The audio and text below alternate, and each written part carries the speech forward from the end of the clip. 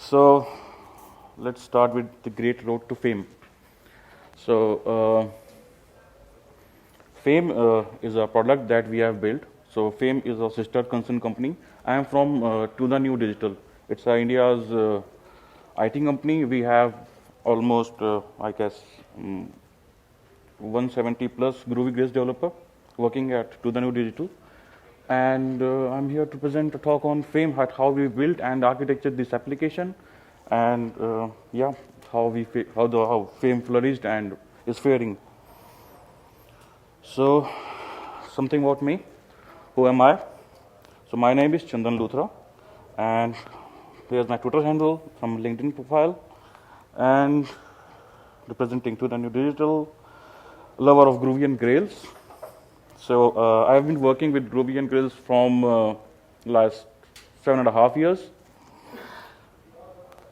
And I've authored a couple of books on Firebug Starter, and the 200-page manual, Firebug 1.5. I've also authored some, articles on Groovy Mag. The Plugin Corner series was, I was the guy who was running the Plugin Corner series in the Groovy Mag, and some of the articles in JS Mag also. So, the architect of metrics. So I'm the architect of this Fame application. So let's start about with the Gartner news. So Gartner, I guess in December 4, 2014, Gartner predicts that live video broadcasting would be the new selfie by 2017, and this made our life hell. How? I got a call from my group CEO, and he told me that, hey Chandan, we want to make something that is a small mobile application where a person can broadcast his talent to the world and everybody can see. And I thought, okay, so what's the timeline? He told me, like, I don't know, but couple of months. So after this report, when this was published, and then again got a call from my CEO, not the group, but the local CEO, and he told me that, hey Chandan, see, we have already told you that we'll be developing something sort of this, and Gartner report is out now. Then what should we do now? Then after some time, Twitter launches the Periscope. On March 26, 2015, Twitter launches Periscope, and we only have a couple of months to develop an application which can broadcast live videos and stream videos from mobile. So Fame launches in India. So we started working on December, and after 3 months of development, an MVP was out. It was having some interaction, some chat, and some cool stuff, having live video performance. So we were live like 15-20 days after the Periscope was launched, and this Wednesday, this April 8th, Facebook Live has launched its product. Now you can never leave.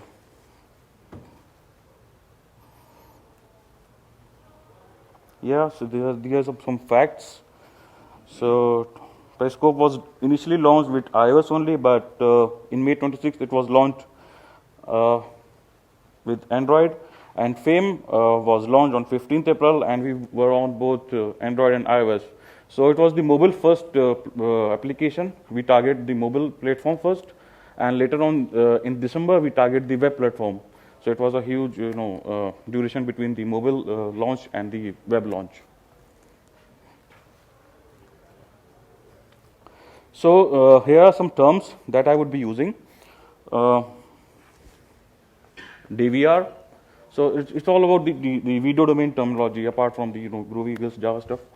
So DVR, it's a digital video recorder.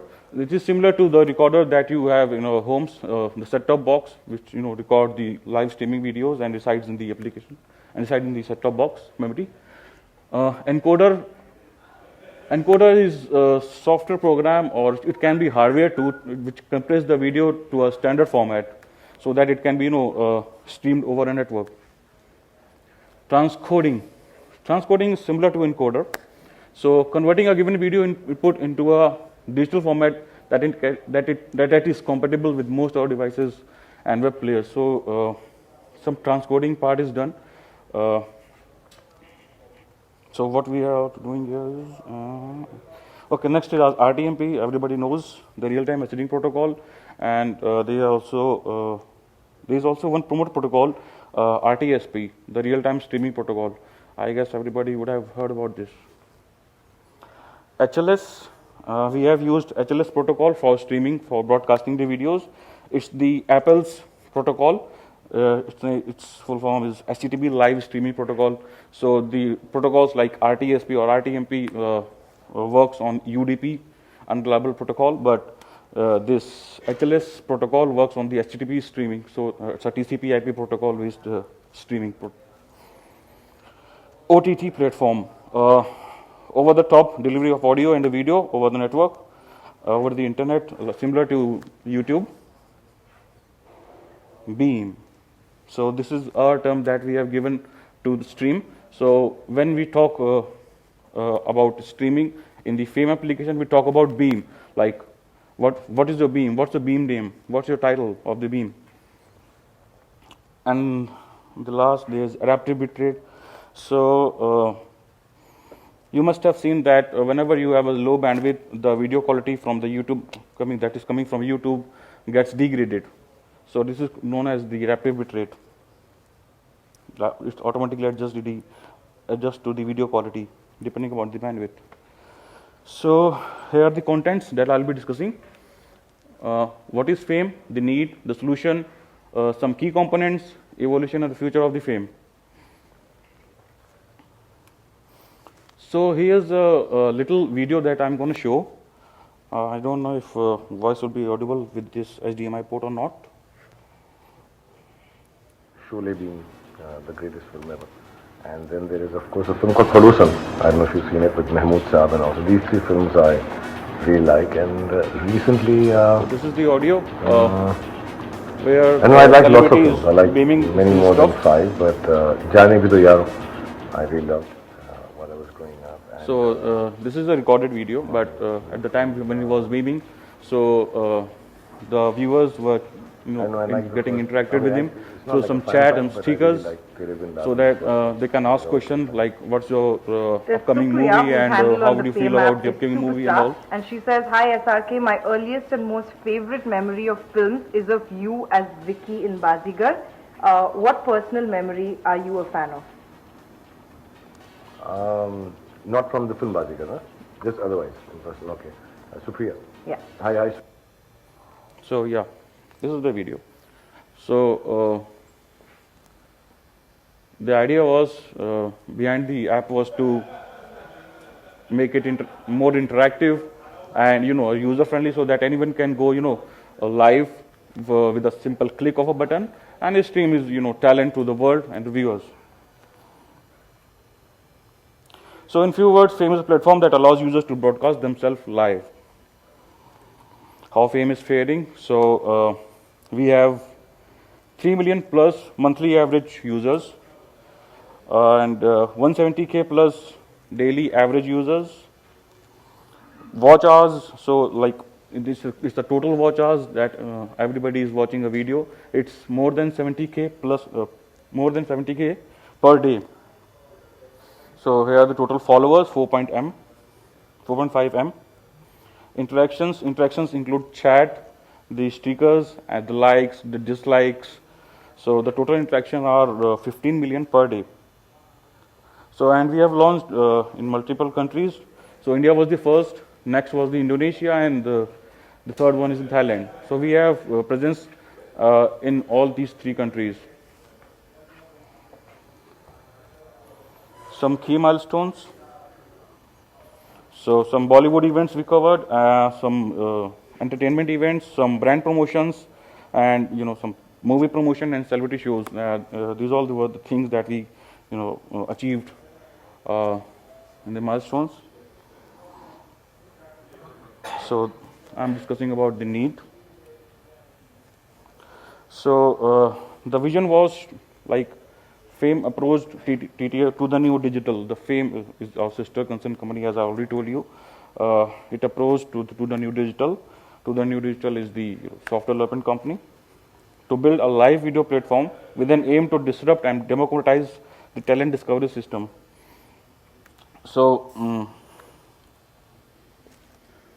the thing behind to develop this application was like you have heard about the many reality shows, many the talented shows, like some countries name an idol like Indian Idol, India's Got Talent, so you can dance, so you think you can dance, so sort of this stuff.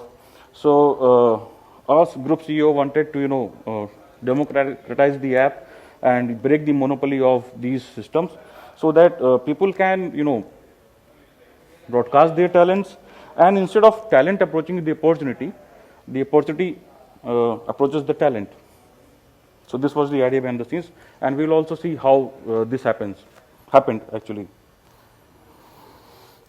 What FAME needed: a mobile platform in the starting, where user can beam, highly interactive and social, ability to watch previous content, like whenever you beam, you can watch after the beam is over, you can watch your VODs, the video on demands, and the archival stuff.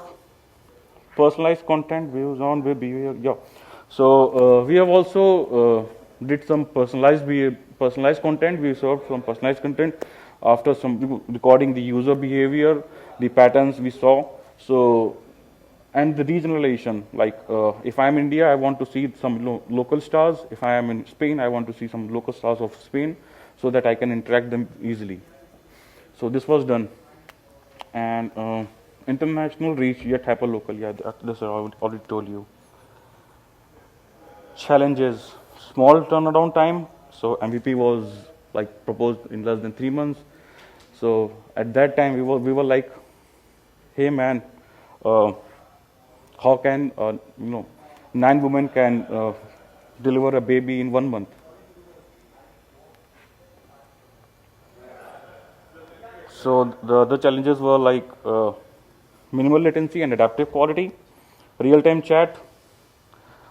The last one was the very difficult for us, the early mover dilemma. So at that time, when we were developing the application, we don't know about how and what would be the scale of the application, how user will react, what all technologies we need to use, because we were never into a video domain. So we don't know about the technologies and the other stuff, how to proceed with that. So the solution. So from here the things get pretty good. So let me show the solution that we have built.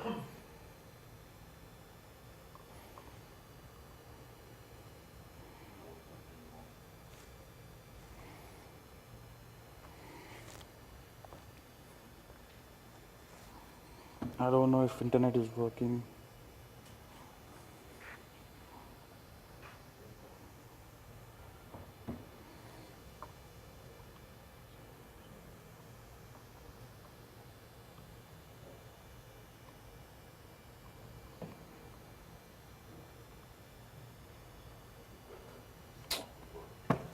Internet is not. Soren, are you able to watch the video?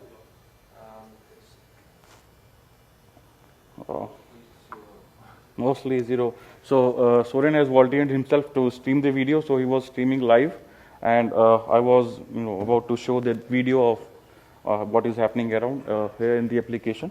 So this is the web interface. Let me see if we can see some other video.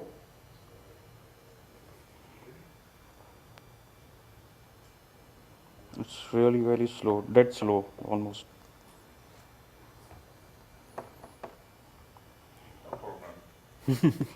So let's continue with the slides.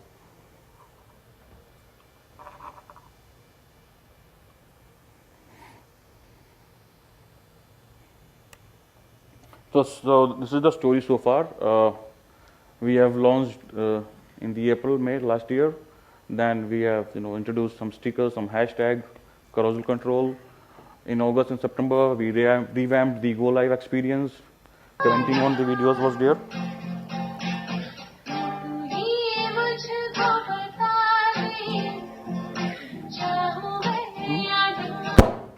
Oh, that was the video. Let me see if I can pull it. Oh, so here the lady is singing something in Hindi.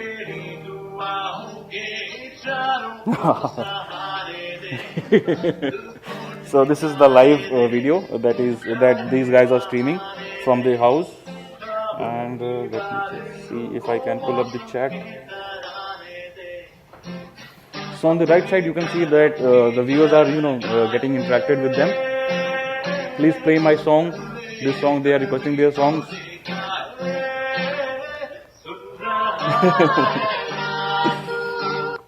Okay. Not the good voice. So here was the initial solution that we have, built. So we used the Grails plugin architecture and developed a common application which was having a API, a stream module, a email module, a media one, a web module for serving static content like your terms and conditions and all shit. So and a job module where jobs are running, some chat module, and a CMS to operate all the backend of the system. And RabbitMQ, we have chose Hazelcast for caching the services, caching the objects, MySQL for storing the metadata of the information users and the beams, and Mongo for logging all the activity around what is happening, like chat, sticker gifting, everything. So thought behind the scene was API first architecture, we were to launch a mobile application first. So the thought was like we have to go with the API architecture. We chose Grails. Why? Because of its rapid application development and good support for REST. Wowza server. Wowza is a streaming engine. It's having a good support for protocols, many protocols, and it's having a mature community and the support too. PubNub. Is anyone using PubNub here? No? So, so PubNub, it's a leader in chat and instant messaging. So we have used PubNub for real-time messaging and for delivery of chats and stickers. Multiple data sources like MySQL and MongoDB, I already told you. So this was the learning. Database that can quickly become point of contention, like we were running out of connection pooling, and it was really getting difficult to move fast with the monolithic architecture. Monolithic in terms of, not in terms of the jar files, but in terms of the code wise. So the code was like in a Grails plugin based architecture, so the maintenance was getting difficult day by day. And business wants us to move fast. Why? We already see about the Gartner report. That's why business wants us to move fast and fast. Then we design, we build, we test, we deploy, and we learn that this won't work. Now what? So in phase 2, what we did, we just pushed all the architecture behind and introduced some microservices for serving home screen. So like two microservices for serving home screen. One for live, where the live content is shown, and one for VOD, where the archival content is shown. So home screen has got 2 tabs, and 2 tabs are so behind the scenes. Each tab is having its own microservice. And some detail page. So whenever a beam gets over, whenever a live beam gets over, it switches to the landing page. The next landing page is beam details.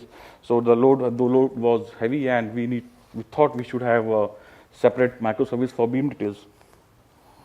Then again, some smaller chunks. What was the actually thoughts behind the scene? The smaller chunks of application should be easier to manage. Yeah. So the Spring Boot application with Groovy code was easy to handle instead of a monolithic code. Expanding teams will be easier as the smaller teams can work on a smaller project, smaller microservices, like a two-member team can work on one microservice, and you can get productive from day one. And instead of getting him if you explain him all of the architecture, you will get what I say. It will take time to ramp up the developer. Database load distribution archived partially. Yes, since we have a single database, MongoDB, and the other one was MySQL, so distribution was partially achieved, but not all of them. Since we are using different DBs for each of the microservices, so partially we try to achieve the distribution of the database connections and all.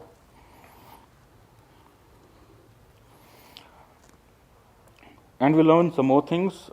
If not done properly, microservices can be dependency hell. Yes, they can become a dependency hell. Why? Let me pull up an example. Okay, so there is a authentication API that is running on the main servers, the API servers. And I have another microservice for home, which also needs an authentication. Then how will you have a main authentication module serving all the parts of the microservices, all the microservices actually, the API one and the home screen one. So we have done it through caching, and later on we will be moving on to Nginx for serving the authenticated for APIs. Few times consuming transactions can result in bad UX. Yeah. So the time-consuming transactions could become a hell when it comes to mobile UX, because whenever you see an application which is taking time to load, you go and just install the app. So user engagement was not proper, and we thought that the turnaround time of the API should be less than 40 milliseconds, so that we can have much more user base and have them retained in the application. Performance tuning requirement, thing to scale. So the performance tuning. So after the launch of the MVP and the launch of the phase 2 with the microservices, whenever we got a requirement, we automatically started thinking in terms of performance tuning. Like, if I send a chat, how fast can it get delivered? What should I do? From where the data is? From where can I get the cache data? And instead of making a call to DB, and from where I can reroute the message so that it can deliver faster and faster. And we need, of course, more database connections to scale up the things and to handle the load. There are better ways to do calculations and aggregations. So we were doing some calculations and aggregations using the MongoDB, the aggregator tool of the MongoDB, but still there are many things. Then let's see what we did. Then again, we learn, adapt the things, design, build, test. So this is the next solution. This is the current solution that we are using, not this one, the other one. So this was the stage 2. So what we did in stage 3, we again package this in stage 2, post it, and introduce some Spring Boot microservices for some more pages. For video detail page, for chat, we have launched the chat new version. And yes, for calculations and aggregation, we use a big data stack which comprises of Spark on Yarn, yet another resource negotiator, and the backing up with Cassandra.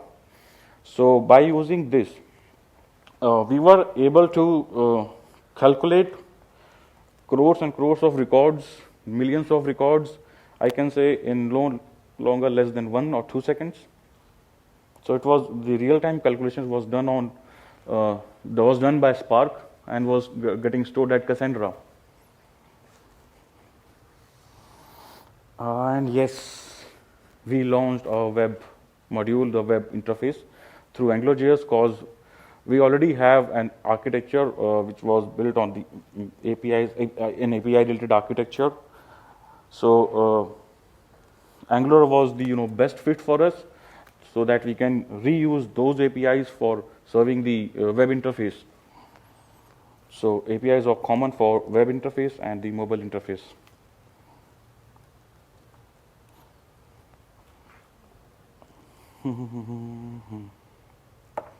Existing APIs made AngularJS as obvious choice for our web. Offloading certain calls to Nginx for smart response caching. Yeah, we learned that we should, offload some calls to Nginx, where we were doing some, asynchronous tasks. We thought we can, offload those calls instead of JVM to Nginx. How? If I say we were logging the watch seconds. So whenever a user is watching a video, we, hit an API that user has watched this video for this much of seconds. But we don't want that call to be real time. So what we did, we offloaded that call to Nginx, and Nginx then reroute that data to RabbitMQ through curl call after scripting it on a Perl. So we have a Perl module in the Nginx installed, and the Perl module we written a couple of lines of code which uses curl command to reroute the data to RabbitMQ, and there were RabbitMQ listeners behind the scenes who were continuously listening the RabbitMQs and were dumping the data. So by this way we were able to handle the load of the watch seconds. So like thousands of watch seconds call per second. I don't know will JVM be able to handle or not. Hazelcast. So Hazelcast is again a caching server, can handle some complex queries as well. So we have also learned that instead of storing some objects and retrieving some object from Hazelcast, we can also use it for fetching the objects, for fetching the data that we want. So you can pass a Pojo with a query, and it will revert you whatever he can find. It can find in the cache and filter out the data. Okay. Spark level, server level optimizations, improves performance from hardware. Yes, we also did some, hardware level optimizations by increasing the I/O limits of the servers and by increasing the U limit and the TCP/IP transactions, TCP/IP limit, I/O limit, so that we can, we can serve multiple calls at the same time. So, and we also used Jetty. We replaced Tomcat with Jetty. So I don't know why, but it worked for us magically. I was like stubborn when it came to change for when it come like we have to use Jetty instead of Tomcat. But Jetty proved to be more better and far more faster than Tomcat. Spark, Kafka, Hadoopian, Cassandra combination good for real-time and batch aggregations. And yes, we have used Docker in our development environments, and we will be soon be moving it into production environments sooner by, I suppose, August. And the learning continues. 150 plus servers are on 5 different environments. So we have got some QA, 2 QA environments, 1 UAT environments, 1 load environment where we can, test the load. We can do a load testing, and 1 production environment. So all of total are 150 servers. In continuation with that, the choice for MySQL, Percona, AWS Aurora, Vitess. I don't know which we will be using, but we are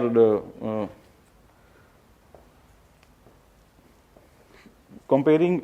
We are doing some comparison and benchmarking for all the databases. So for sure, we won't be using MySQL, but Vitess, it's a Google product, Vitess. So the backend of YouTube, if you don't know, the backend of YouTube is Vitess. So Vitess is nothing but a cluster of MySQLs where you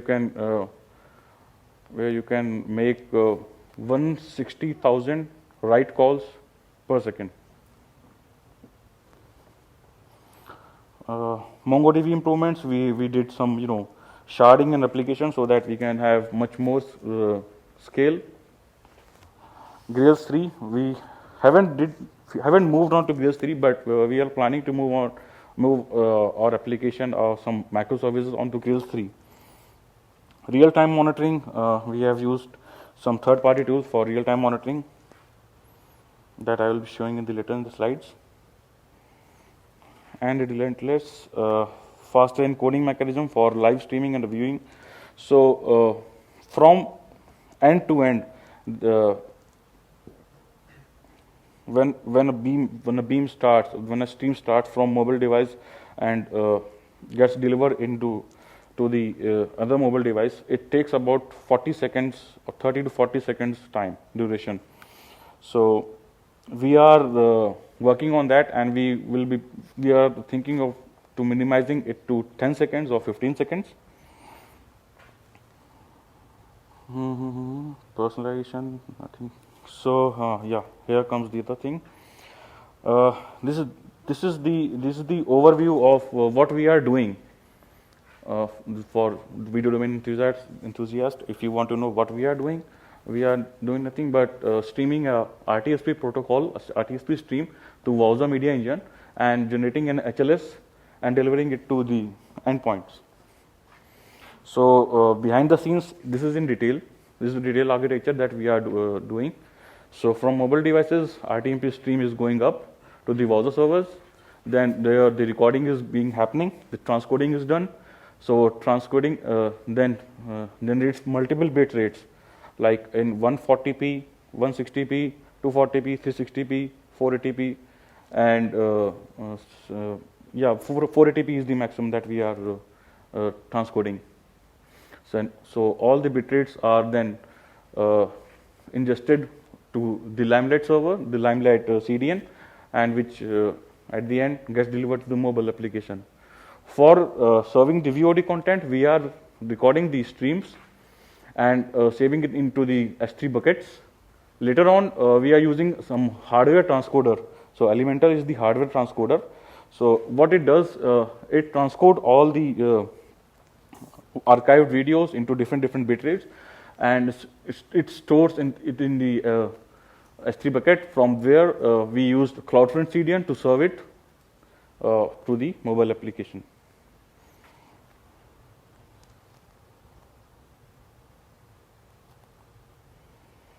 So here are some tools that we are using for monitoring and optimizations. New Relic, I guess most of the applications are now using New Relic for monitoring. Anybody using New Relic? Okay, 4, 3, 5, 6 guys are using New Relic. So New Relic is a very powerful tool that can reside in your Tomcat or Jetty, and will give you some insights about what is happening behind the scenes, which query is taking too much time, and which call is taking too much time, how many errors are there, and if anything is breaking, it will raise the alarm. So after monitoring the New Relic dashboard, you can for sure optimize your application.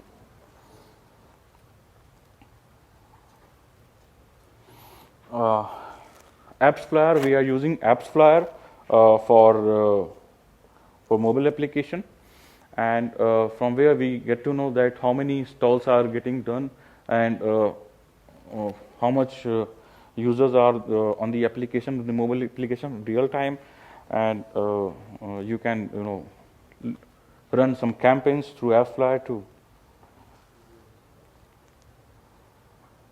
So this is the technology stack that we are using in the application. So hell lot of technologies. Even I don't know more than half of them, but we are using. Something that I want to tell you, is anybody using branch metrics in the mobile application? So it's a mobile application tool. It's an open source, not the open source. It's a free tool, like not open source, but it's a free tool that anybody can use in the mobile application, and it helps you to create deep links. So if I share a beam that is happening, like Soren is live. So if I share on some social applications, then a user, after clicking on them, can be directly landed to that page in the mobile application. Or if he's clicking from the desktop website, then he will be taken to the desktop page. So you don't need to care about which page to link and how a lot of complexities are there. So branch will automatically detect and redirect the user to the proper page. And this will really help your business to grow, I must say. We are using some protector for automating the web test cases. Of course, Jenkins for building the tools, building the builds. JW Player, we are using JW Player in the website and the mobile application for showing the HLS content, the HLS video.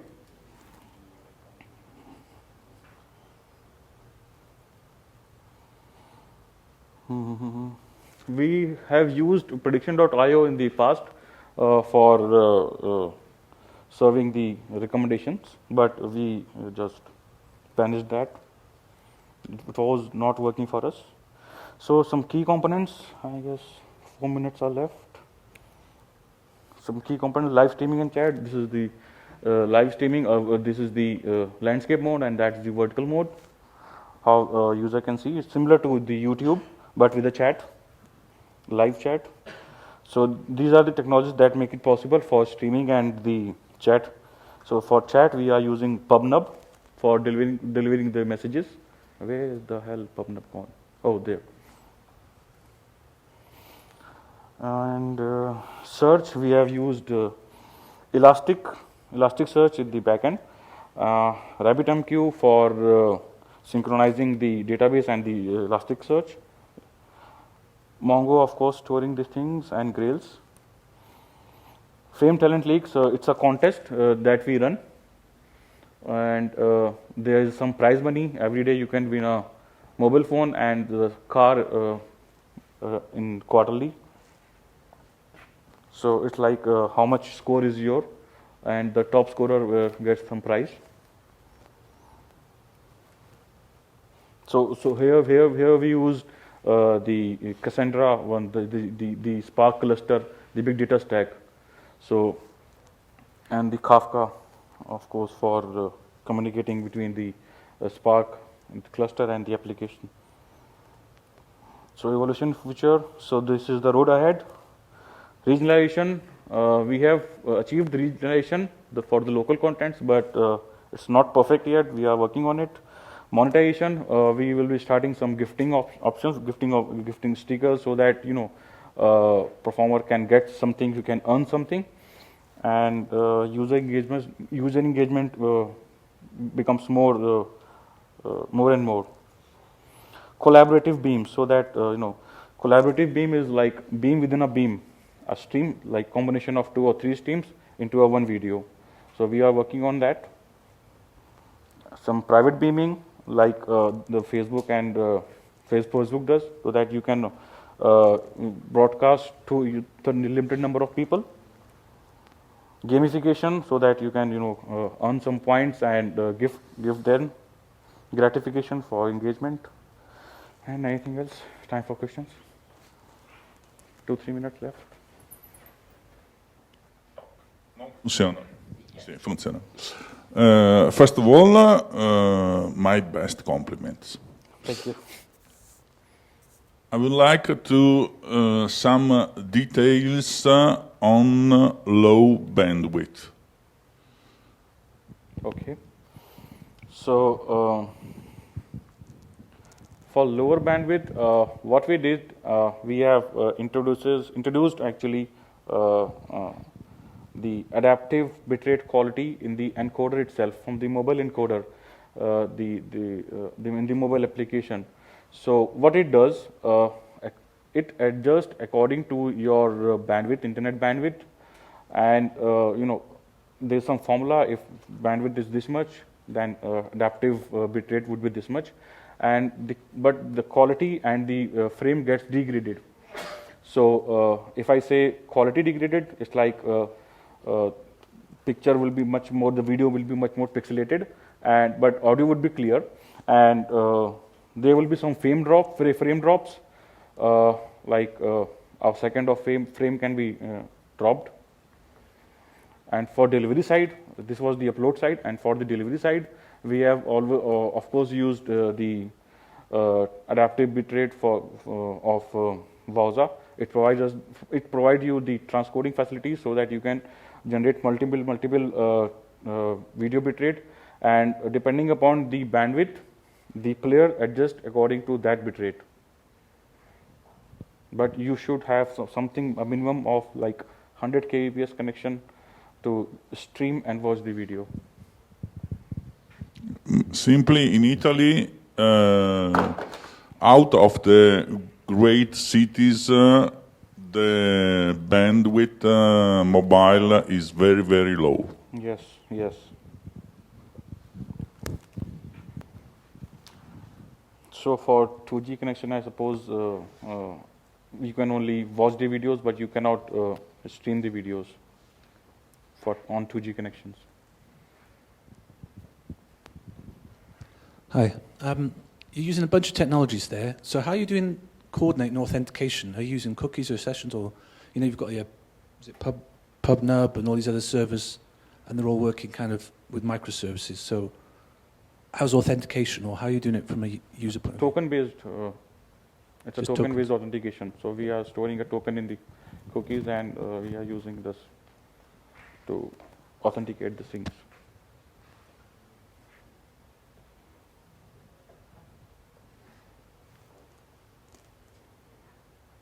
More questions?